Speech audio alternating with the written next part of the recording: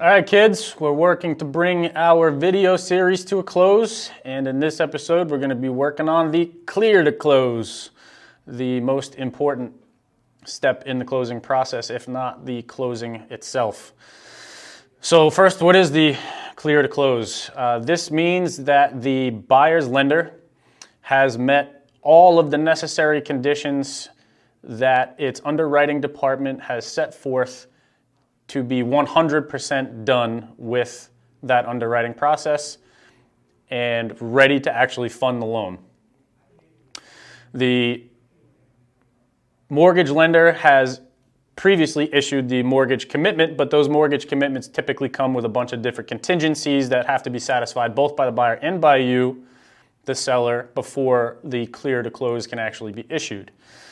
Not only the buyer's mortgage lender, but also the state or municipality in which you live will have its own conditions that you must satisfy before the collective attorneys and the banks can issue the clear to close signal. Those can be many, but according to your municipality, you have to get familiar with the laws there, but we've gone over many of them previously. Things like, your smoke certificate, ensuring that your smoke and carbon monoxide detectors are of an age necessary to pass code, that they're in the right place, etc. Getting final fuel adjustments, you name it, there are many depending on where you are.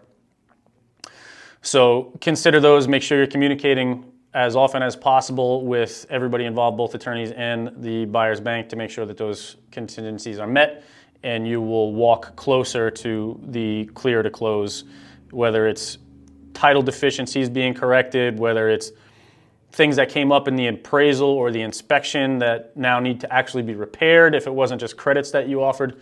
If the bank requires certain items or safety items in the house need to be replaced or updated before they can issue the clear to close. Those are all the types of things we're talking about. In addition to those handed down from your municipality, your attorney will help you identify these if you don't have a real estate professional working for you, which we know you don't, because you don't need no stinking realtor, and you've liked, subscribed, and shared these videos with somebody else who you think they could help along the way.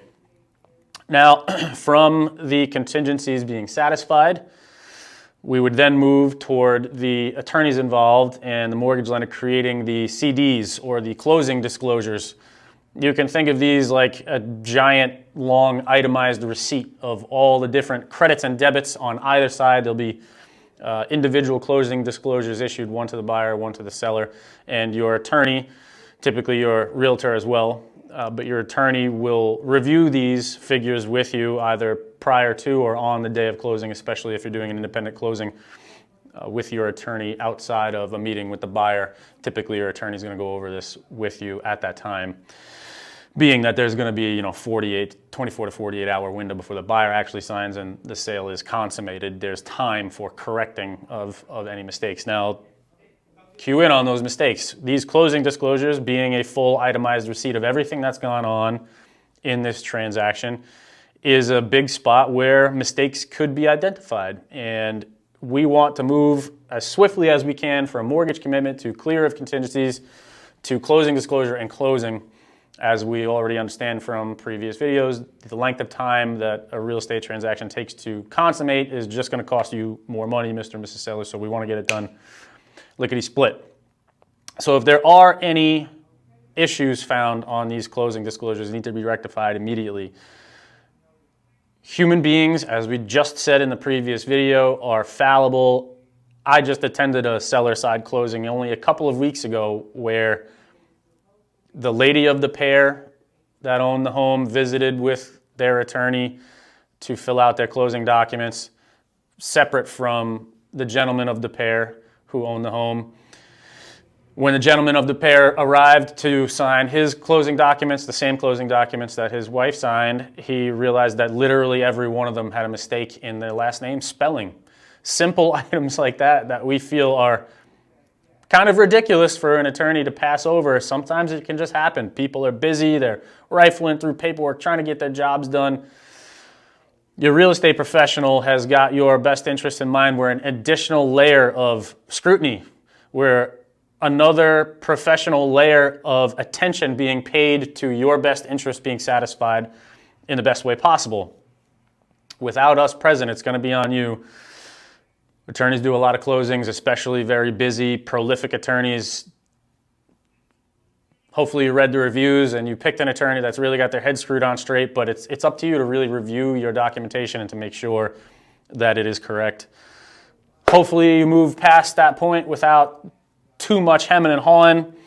And now, once we've moved past the closing disclosure being signed by all parties, we have the clear to close, which allows us to move on to the final walkthrough. The final walkthrough is the last hurdle. We're going to get to that in the next episode. There's lots of things that can and do go wrong here, believe it or not, even after all of this other contingency work has happened and everybody signed off on the itemized billing of this transaction. Still, things can happen to sideline a real estate transaction. We need to go over those in detail. So we'll see you on episode number 3. Peace.